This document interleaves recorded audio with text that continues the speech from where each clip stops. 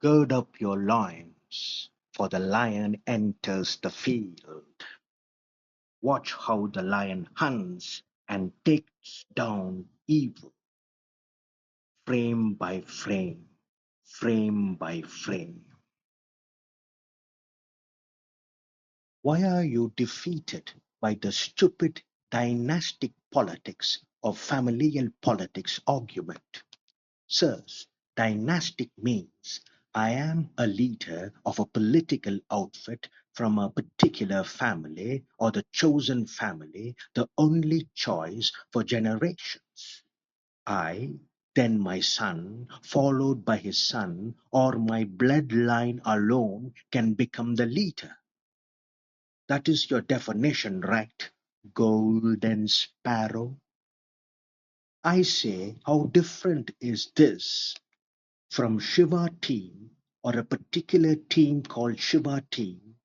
A member from the Shiva team is a leader of a political outfit, always calls all the shots, for example, like the new education policy, and is always the chosen team, that is, the chosen leader. Or the chosen team is always the chosen leader, the Shiva team, the only choice for generations. Tell me, how different is Shiva team politics or Golden Sparrow politics from dynastic or familial politics? Tell me, how different is Shiva team politics or Golden team politics from dynastic or familial politics? Do you see what I see? What do I see? I see levels of abstraction and nothing more to it. At what level of abstraction do you put dynastic or familial politics? At what level of abstraction do you put Shiva team or Golden Sparrow politics? Simple takedown, frame by frame, frame by frame. It's finished even before it began. A lion against a puppy that hides behind its bark.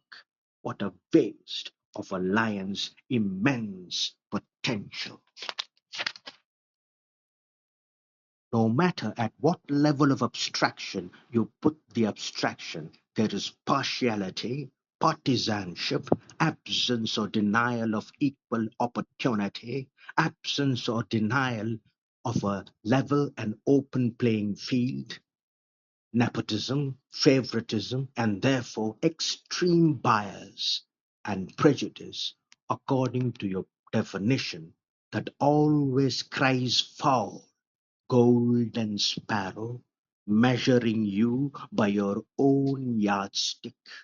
What else do you see? What do you see?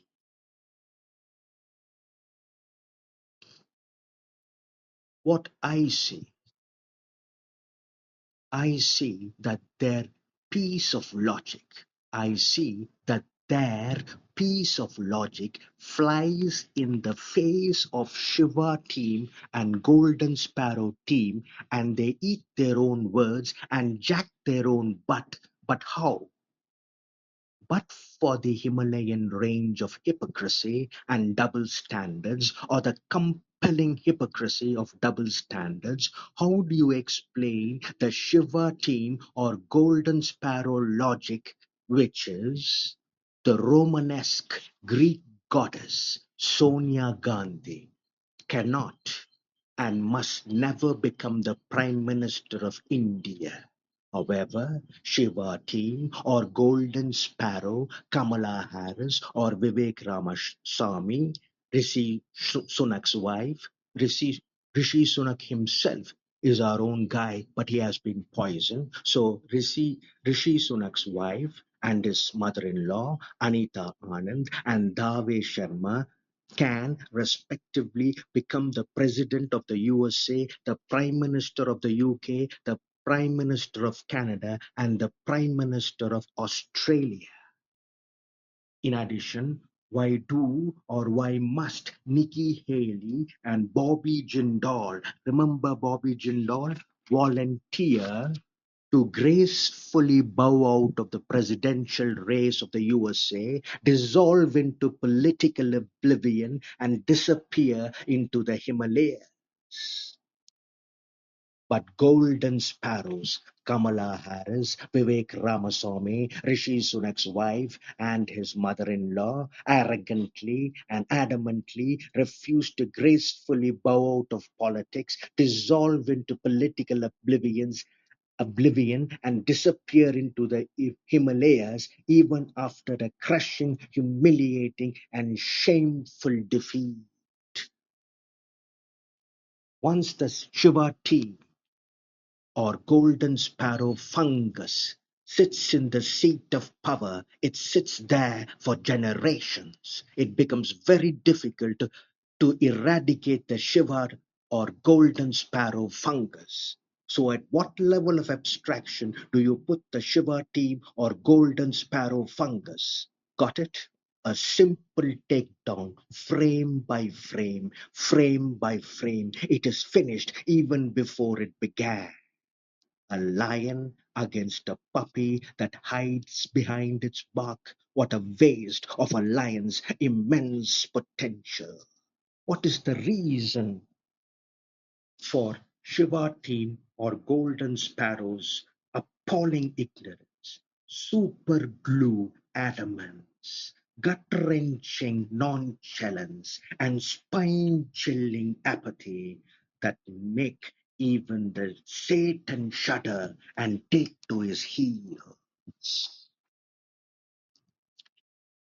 Well, 10,000 years of Sanadana Dharma conditioning or programming that sanctified, justified, and glorified the gore of female infanticide, sati, and other social evils, including the fact that women's lives alternated only between the kitchen and the labor room, with the gates of education put as far away as the gates of heaven.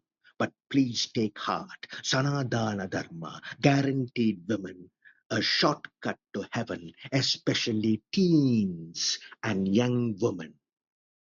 Death during childbirth or labor or sati. Satiye gati, satiye gati, satiye nimmati. Rascals, the Hindu patriarchy. Sanadana Dharma is the worst form of apartheid, even for Brahmin women, that the world has ever experienced.